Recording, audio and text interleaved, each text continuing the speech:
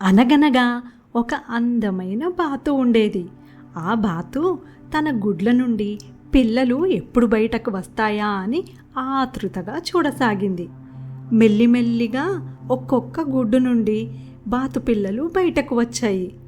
తన పిల్లలను చూసి ఎంత ముద్దుగా ఉన్నాయో అని ముచ్చట పడింది బాతు. కానీ ఒక్క గుడ్డు నుండి మాత్రం పిల్ల బయటకు రాలేదు. ఆ గుడ్డు చూడడానికి మిగతా వాటికంటే పెద్దగా ఉంది.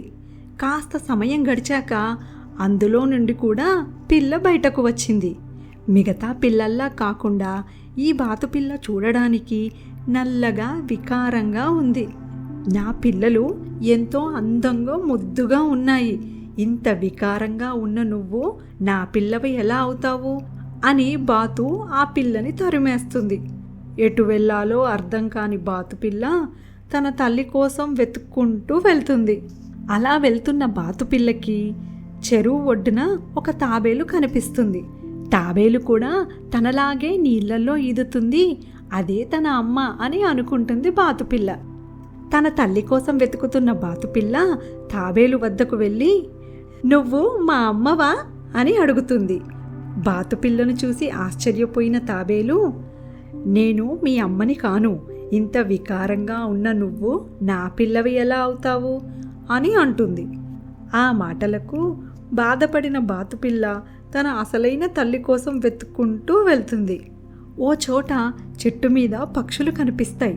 వాటిని చూసి, వాటికి రెక్కలు ఉన్నాయి, నాకు రెక్కలు ఉన్నాయి, మా అమ్మే అయి ఉంటుంది అని అనుకుంటుంది.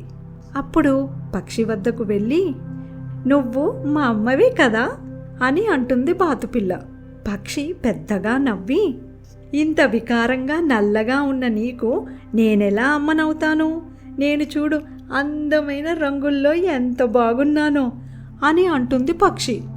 ఆ మాటలకు చిన్నబుచ్చుకున్న బాతుపిల్ల తన తల్లి కోసం వెతుక్కుంటూ మళ్ళీ బయలుదేరుతుంది. ఓ చోట ఆవుని చూసి, నేను నేల మీద నడుస్తున్నాను, తను కూడా నేల మీద నడుస్తుంది, ఖచ్చితంగా తనే మా అమ్మ అని అనుకొని ఆవు వద్దకు వెళ్ళి, మా అమ్మవి నువ్వే కదా అని అడుగుతుంది. బాతుపిల్లను చూసి ఆవు నవ్వి, నేను మీ అమ్మని కాదమ్మా, నాకు చూడు కొమ్ములు, 4 కాళ్ళు, తోక ఉన్నాయి అని అంటుంది ఆవు. ఎంత వెతికినా తన తల్లి దొరకకపోయేసరికి చెరువు దగ్గరికి వెళ్ళి నీళ్ళల్లో చూసుకుంటూ, నేను ఎందుకింత నల్లగా వికారంగా ఉన్నాను, ఎవ్వరు కూడా నా తల్లిని కాదు అంటున్నారు, ఎవ్వరూ నాతో ఉండట్లేదు అని ఏడుస్తూ కూర్చుంటుంది. అప్పుడు అక్కడికి హంస వస్తుంది. హంసని చూసిన బాతుపిల్ల, నేను ఇంత వికారంగా ఉన్నాను, తను మా అమ్మ ఎలా అవుతుంది, అయినా సరే ఒకసారి అడుగుతాను అని అనుకుంటుంది.